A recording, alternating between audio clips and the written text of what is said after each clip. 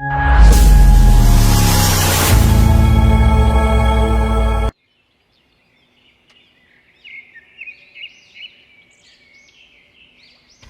नामक गांव में हीरालाल नाम का एक आदमी अपनी पत्नी लता के साथ रहता था। हीरालाल गांव का मुखिया था। उसका जीवन बहुत खुशहाल था। उसके पास धन की कोई कमी नहीं थी, लेकिन अभी तक वो दोनों संतान सुख से वंचित थे।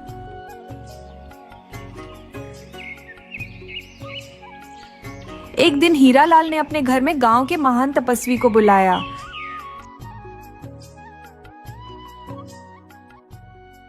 साधु महाराज, मैंने अपने जीवन में सब कुछ पा लिया है जिसकी मुझे जरूरत थी। बस अब कमी है तो सिर्फ एक संतान की। ये कमी हम दोनों पति पत्नी को अंदर ही अंदर खाए जा रही है। बेटा, मैं जानता हूं तुम्हारे पास सब कुछ है, धन दौलत जमीन जायदाद, लेकिन तुम्हें कोई संतान नहीं है, इसलिए तुम दोनों हमेशा दुखी रहते हो। आपने बिल्कुल सही कहा बाबा। हमें किसी भी चीज की कमी नहीं है। कमी है तो सिर्फ एक संतान की। साधु महाराज, आप बस हमें इतना बता दीजिए कि हमारे भाग्य में संतान सुख है या नहीं। तपस्वी लता और हीरालाल के बातें ध्यान से सुन रहा था। उन दोनों के माथे को गौर से देखते हुए तपस्वी बोला, हाँ मेरे बच्चों, तुम दोनों के ही नसीब में संतान सुख है। आज मैं तुम दोनों को आशीर्वाद देता हूं। जल्दी ही तुम्हारे घर में एक शिशु का जन्म होगा। तुम दोनों को संतान सुख जरूर मिलेगा।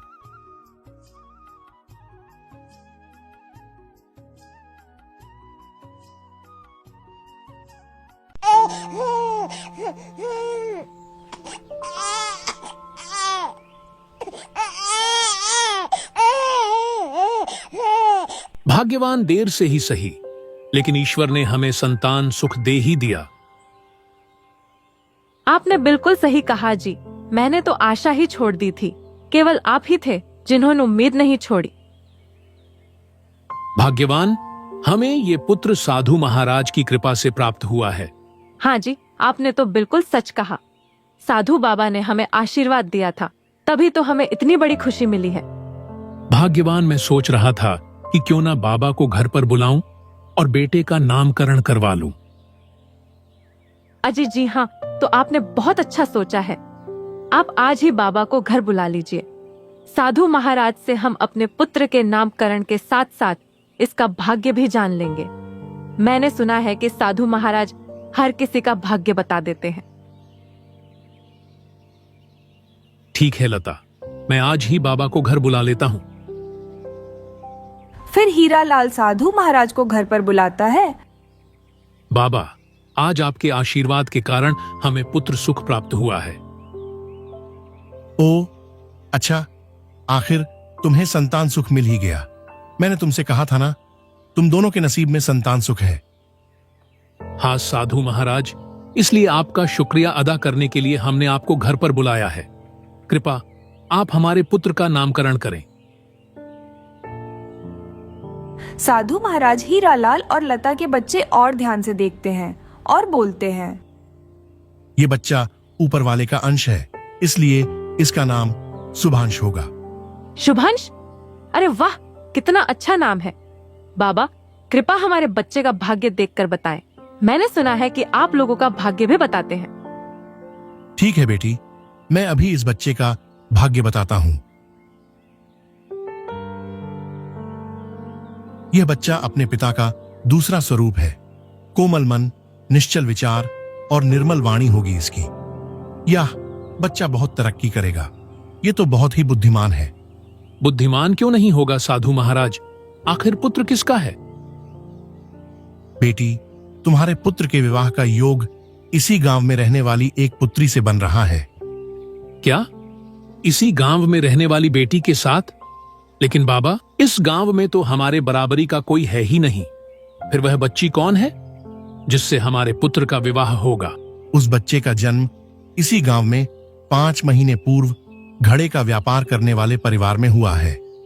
उसी कन्या से तुम्हारे पुत्र का विवाह होगा। ठीक है बेटा, अब मैं चलता हूं। मुझे आश्रम में कुछ काम है।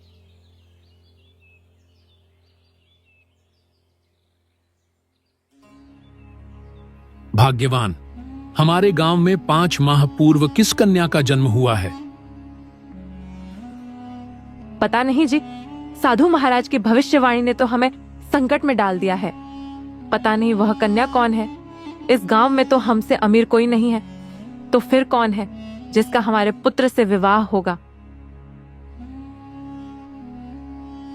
अरे लता, साधु महाराज ने बताया ना कि कन्या का जन्म घड़े का व्यापार करने वाले परिवार में हुआ है। मैं आज ही उस बच्ची का पता लगाता हूँ। हाँ जी, अब बिल्कुल सही कह रहे हैं। आप पूरे गांव में पता लगाओ कि वो बच्ची कौन है। इस तरह हरीलाल पूरे गांव में पता लगता है किस कन्या का जन्म घड़े का व्यापार करने वाले परिवार में हुआ है। तभी हीरालाल को पता चलता है इसी गांव में रहने वाला लाखन, जो घड़े बनाकर बेचा करता था, उसके घर में 5 महीने पहले एक बच्ची का जन्म हुआ है। बच्ची की माँ उसे जन्म देकर लाखन और उसे अकेला इस दुनिया में छोड़कर चली गई। यह सब पता करने के लिए बाद हीरालाल लता को सब बताता है। क्या हुआ जी, आपका मुंह इतना उतरा उतरा क्यों है? क्या बताऊं लता, मैंने उसे बच्ची का पता लगा लिया है जिसका हमारे पुत्र से विवाह होगा। हाँ तो बताइए ना, वो बच्ची कौन है? भाग्यवान, हमारे गांव में लाखन और मीरा रहते हैं ना। 5 महीने पूर्व उन्हीं के यहाँ बच्ची पैदा हुई है और लाखन घड़े बनाकर उन्हें बाजार में बेचने का काम करता है। मगर वो मीरा तो अब इस दुनिया में नहीं है ना। हाँ भाग्यवान, उस बच्चे को जन्म देने के बाद मीरा मर चुकी थी। मतलब साधु महाराज के भविष्यवाणी सच है, हमारे बेटे का विवाह उसी बच्ची से होगा? नहीं लता, नहीं। मैं उस गरीब और नीचे कुल के परिवार से रिश्ता नहीं जोड़ सकता हूं। मैं इस गांव का मुखिया हूं। हमें धन संपत्ति की कोई कमी नहीं है। और फिर लोग क्या कहेंगे कि उनके गांव के मुखिया ने अपने पुत्र का विवाह एक नीच कुल की बेटी से करवा दिया। नहीं लता, नहीं। चाहे मुझे जो भी करना पड़े, मैं अपने पुत्र का विवाह एक घड़े बेचने वाले की बेटी के साथ नहीं होने दूंगा। यह बात तो आपने बिल्कुल सही कही, लेकिन हम क्या कर सकते हैं?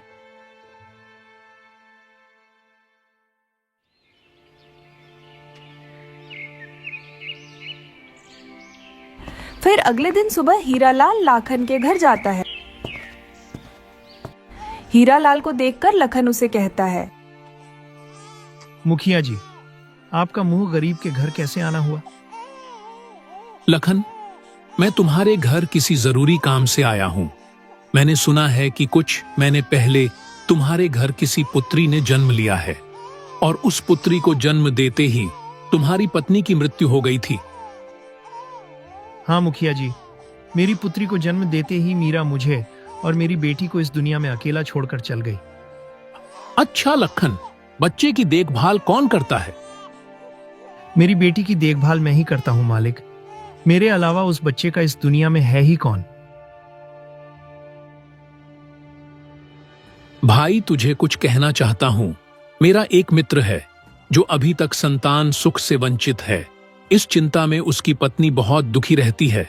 उसका कहना है कि अगर कोई अपनी संतानों से दे दे तो वह अच्छे से उसका पालन पोषण करेगा और योग्य होने पर अच्छे से परिवार में उसका विवाह भी कर देगा।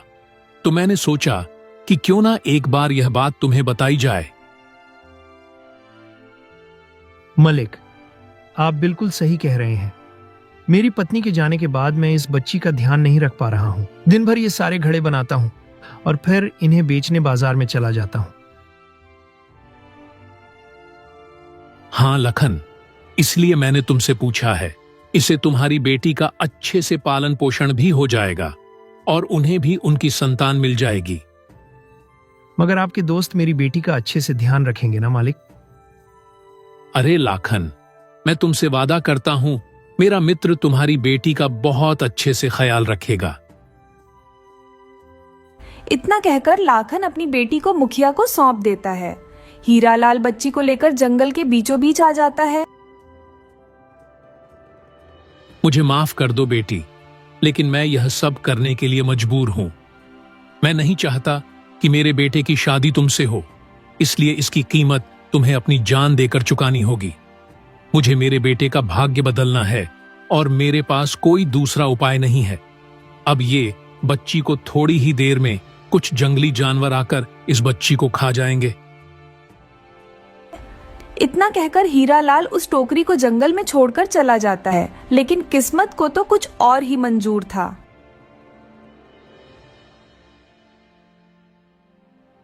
उसी रास्ते से एक मछुआरा गुजर रहा था, जो जंगल के किनारे के तालाब से मछलियां पकड़ता था। हे भगवान, आज मुझे खाली हाथ मत भेजना। काश आज मुझे कुछ ज्यादा ही मछलियां मिल जाएं।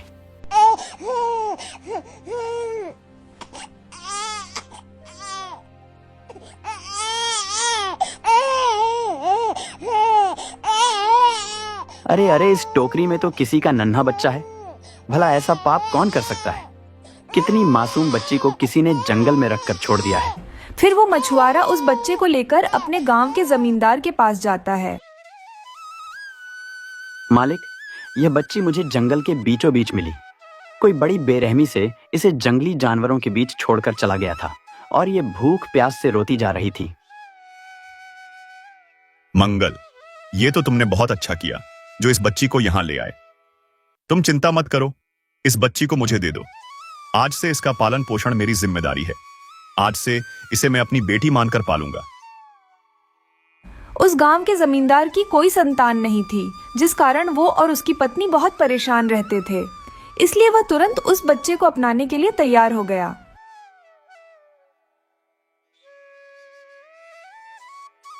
ये देखो भाग्यवान, मैं किसे लेकर आया हूं। ये आप क्या कह रहे हैं? और ये बच्चा किसका है? ना जाने हमारी किस्मत में संतान सुख कब होगा। आखिर कब तक हम दूसरे के बच्चों से खेलते रहेंगे? काश हमारा भी बचा होता। अरे भाग्यवान, इसे अपनी ही संतान समझो। ये आप क्या कह रहे हैं? और ये बच्चा किसका है? अरे भाग्यवान, आज मंगल मछुआरा मेरे पास आया था। फिर जमींदार ने अपनी पत्नी को सारी बातें बताईं। क्या इस बच्चे को किसी ने छोड़ दिया था? आखिर भगवान ने हमारे सुन ही ली। हाँ भाग्यवान, अब हम इस बच्चे का पालन पोषण बहुत अच्छे से करेंगे। हमारे पास धन संपत्ति की कोई कमी तो है नहीं। कमी थी तो बस एक संतान की, अब तो वो भी हमें मिल गई है। अब हम इसका पालन पोषण बहुत अच्छे से करेंगे। आज से ये हमारी बेटी है। फिर वो दोनों पति पत्नी उस बच्ची को बहुत प्यार से पालते हैं। जमींदार ने उसे बच्ची का नाम मोना रखा।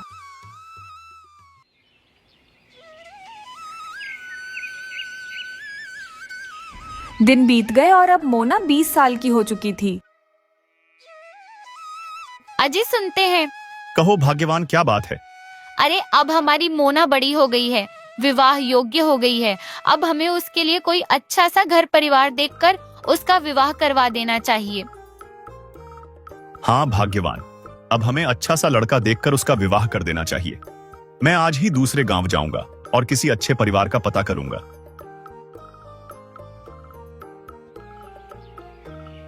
फिर जमींदार दूसरे गांव की ओर निकल पड़ा। रास्ते में उसे एक बूढ़ा आदमी मिला। काका, मैं अपनी पुत्री के विवाह के लिए कोई योग्य वर इस गांव में ढूंढने आया था। क्या आप मुझे किसी के बारे में बता सकते हैं? बेटा, इस गांव में तो एक मुखिया जी का बेटा ही है जो बहुत होशियार और बुद्धिमान है। वो तुम्हारी बेटी के लिए एकदम सही वर होगा। ठीक है काका, मैं अभी मुखिया जी के घर जाता हूँ। फिर जमींदार मुखिया जी के घर जाता है। प्रणाम मुखिया जी। प्रणाम प्रणाम भाई साहब। लेकिन आप कौन हैं? मैंने आपको पहचाना नहीं। मैं आपके पड़ोस के गांव का जमींदार हूं। अच्छा अच्छा, बताइए जबिंदर साहब, मैं आपकी कैसी सेवा कर सकता हूं? मुखिया जी, मैं अपनी बेटी की शादी के लिए लड़का देखने इस गांव में आया था और एक बूढ़े काका ने मुझे आपके घर का रास्ता बता दिया, तो मैं यहां चला आया। अच्छा, तो आप विवाह के विषय में बात करने आए हैं? हाँ मुखिया जी, मैंने आपके बेटे की बहुत बातें सुनी हैं। मेरी बेटी भी बहुत सुंदर है। मैं आपके पास बहुत उम्मीद लेकर आया हूं। जमींदार जी, हम भी अपने बेटे के लिए एक अच्छी सी लड़की ढूंढ रहे थे। ये तो बहुत अच्छी बात है। मेरा आपसे अनुरोध है कि एक बार हमारे घर आकर हमारी बच्ची को देख लीजिए। जरूर जमींदार साहब, क्यों नहीं।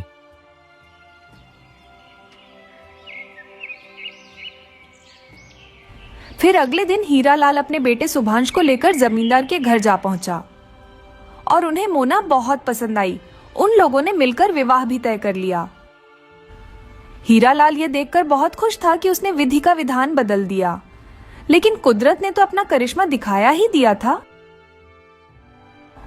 कुछ ही दिनों में मोना और शुभांश की शादी भी हो जाती है। यूं ही कुछ महीने बीत जाते हैं। देखा भाग्यवान, मैंने तो विधि का विधान ही बदल दिया। उस नीचे कुल की बेटी से मैंने अपने बेटे की शादी नहीं होने दी। हाँ जी हाँ, बात तो आपने बिल्कुल सही कही। अब हमें चिंता करने की कोई जरूरत नहीं है। अब तो हमारे बेटे की शादी भी हो गई है। क्यों ना हम उन्हें साधु महाराज को बुलाएं, हमारे बच्चों को आशीर्वाद दिला दें। हाँ हाँ भाग्यवान, मैं आज ही उन्हें हमारे घर पर बुलाता हूँ और उन्हें कहूंगा, देखा साधु महाराज, आपकी भविष्यवाणी हमने बदल दी। हमने तो हमारे बेटे की किस्मत ही बदल दी। फिर हीरालाल साधु महाराज को अपने घर बुलाता है। क्या हुआ बच्चों, तुमने मुझे यहाँ क्यों बुलाया है? साधु महाराज, हमने आपको यहाँ बुलाया है ताकि आप मेरे बेटे और बहू को आशीर्वाद दें। इनकी अभी नई नई शादी हुई है। अच्छा, ऐसी बात है क्या? तुम दोनों हमेशा खुश रहो मेरे बच्चों। मेरा आशीर्वाद तुम दोनों के साथ हो। आपका बहुत बहुत धन्यवाद साधु महाराज। ठीक है महाराज जी, अब हमें आज्ञा दीजिए। माँ मोना को हमारा गांव देखना है, इसलिए हम दोनों गांव के बाजार में जा रहे हैं। ठीक है बेटा, तू जा। देखा बाबा, आपकी भविष्यवाणी गलत साबित हुई। भविष्यवाणी गलत साबित हुई? मैं कुछ समझा नहीं बेटा। अरे बाबा, आपने कहा था ना कि मेरे बेटे की शादी इसी गांव के रहने वाले लाखन की बेटी से होगी, लेकिन ऐसा नहीं हुआ। हमारे बेटे की शादी तो पड़ोस के गांव के जमींदार की बेटी से हुई है। अरे नहीं बेटी, मेरी भविष्यवाणी कभी गलत नहीं होती। मैं महान तपस्वी साधु हूँ। मेरे मुंह से निकली हर बात सच होती है, और ये बात भी सच है कि लड़की उसी लाखन की बच्ची है। अरे साधु महाराज, अब आपकी भविष्यवाणी गलत हुई तो बात को मत घुमाइए। हमारे बेटे की शादी जमींदार साहब की बेटी से हुई है, और अगर आपको हमारी बातों पर भरोसा नहीं है तो आप उनसे पूछ सकते हैं। बेटा, मुझे किसी से भी कुछ पूछने की जरूरत नहीं है। सच चाहे जो भी हो, लेकिन ये वही लखन की बेटी है जिससे तुम्हारे बेटे की शादी हुई है। अब मैं चलता हूँ। इतना कहकर साधु महाराज वहां से चले जाते हैं। भाग्यवान, या साधु महाराज ने क्या कहा? कहीं ये वही लड़की तो नहीं? अजी, आप एक काम कीजिए, जमींदार जी के घर जाकर आप उनसे पूछिएगा कि यह बेटी उनकी ही है ना। हाँ भाग्यवान, तुम ठीक कह रही हो। मैं अभी उनके घर जाता हूं।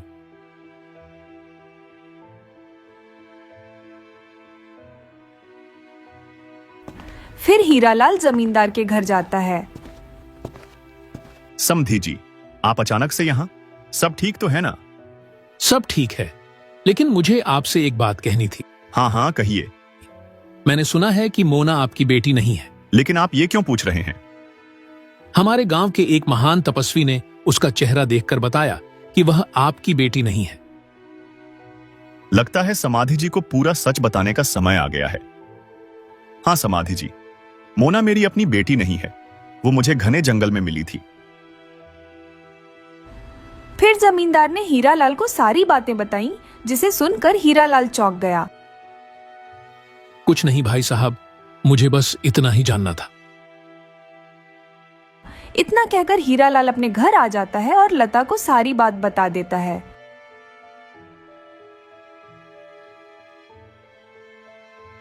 क्या इसका मतलब साधु महाराज की भविष्यवाणी सच है? ये वही लड़की है। ठीक है, अब हम भला क्या कर सकते हैं? जो हुआ उसे विधि का विधान मानकर अपना लेना ही ठीक होगा। हाँ भाग्यवान, नहीं लाता नहीं, हम उस गरीब और नीच कुल की लड़की को अपनी बहू नहीं मान सकते। तो हम क्या कर सकते हैं? हमारे बेटे की तो शादी भी हो चुकी है अब। भाग्यवान, तुम बस मेरी बात ध्यान से सुनो।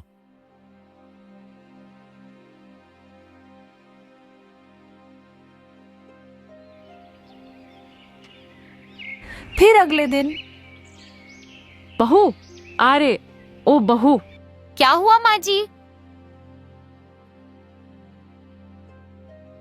अरे बहू, आज घर में एक भी घड़ा पानी नहीं है। चलो हम दोनों नदी से पानी भर के लाते हैं। ठीक है माँ जी। फिर वह दोनों नदी से पानी भरने चली जाती है।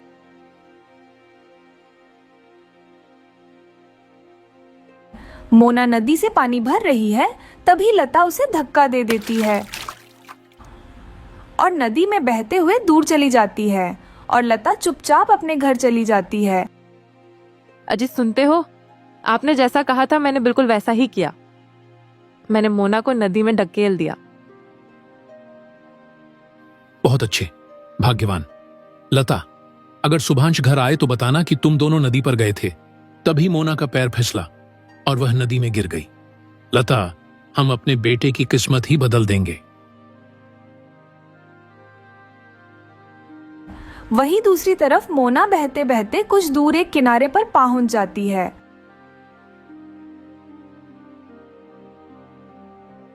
उसी दिन सुभाष दूसरे गांव से व्यापार करके अपने गांव लौट रहा था। तभी उसकी नजर मोना पर पड़ती है।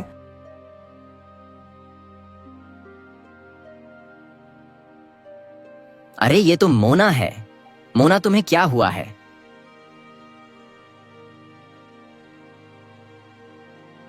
मोना, तुम्हें क्या हुआ है और तुम यहाँ क्या कर रही हो? तब मोना शुभांश को पूरी बात बताती है। मोना, मुझे माफ कर दो। मुझे पता नहीं था कि मेरे माता पिता तुम्हारे साथ ऐसा व्यवहार करेंगे। मैं उन्हें कभी माफ नहीं करूंगा। नहीं नहीं जी, आप माँ जी को कुछ मत कहिएगा। मुझे नहीं पता कि माँ जी ने मेरे साथ ऐसा क्यों किया, लेकिन वो मेरी माँ जैसी है।